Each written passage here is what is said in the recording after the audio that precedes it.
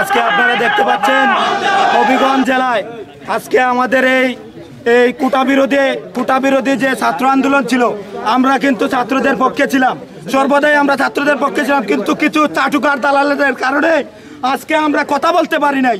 আমাদের যে সিনিয়র নেতৃবৃন্দরা রয়েছেন, যারা সিনিয়র কর্মকর্তারা আমাদের উপর চাপিয়ে দেওয়া হয়েছে, যার কারণে আজকে আমরা এই ধরনের হত্যাকাণ্ডের শিকার। আজকে আমার ভাইরা অনেকে এখানে থাকতে কিন্তু আসতে পারতেছে না, কারণ রাস্তাঘাটে তাদের নিরাপত্তা কে দিবে? আসার পথের গাড়ি আটকে তাদেরকে হত্যা করা হচ্ছে। এর দায়ভার কে নিবে? আজকে আপনারা সাংবাদিক যারা এখানে আছেন, আপনাদের কাছে জোরাতে অনুরোধ, আপনারা সারা বাংলাদেশের কাছে আমাদের এই কথাগুলো তুলে ধরেন। আমরা আজকে অসহায় হয়ে গেছি।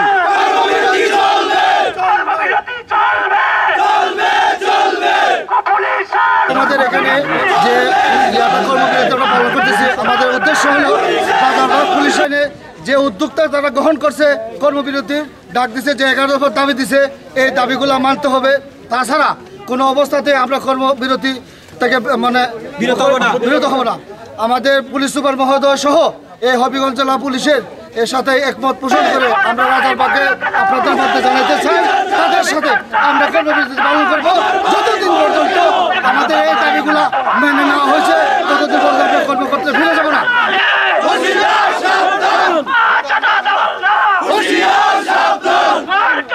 আমি আপনাদের মাধ্যমে হবিগঞ্জের যত আপামর জনগণ আছেন আমি তাদের ধন্যবাদ দিতেছি। আমরা অস্ত্র ছাড়া পুলিশ ট্রেনে ডিউটি করতেছি, তারপরেও এলাকার মানুষ আমাদের সাথে সহযোগিতা করতেছে আমাদেরকে, যার জন্য আমরা হবিগঞ্জ জেলার যত নাগরিক আছেন আমি সবাইকে ধন্যবাদ।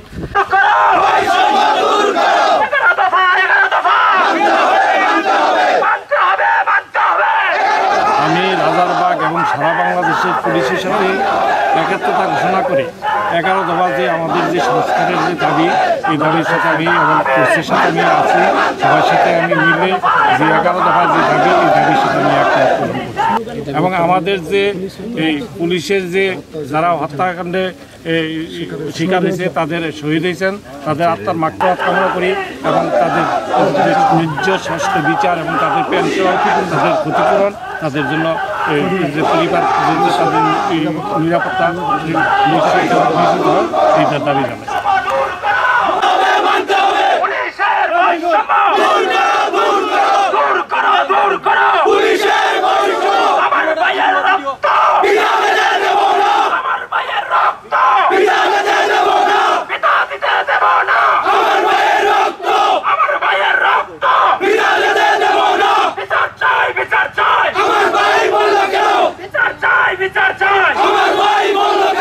আমরা কর্মবিরতি ঘোষণা করেছি এবং যারা মৃত্যুবরণ করেছেন আমরা তাদের প্রতি সমবেদনা জানাই এবং আমরা সুস্থতার পরিবারের প্রতি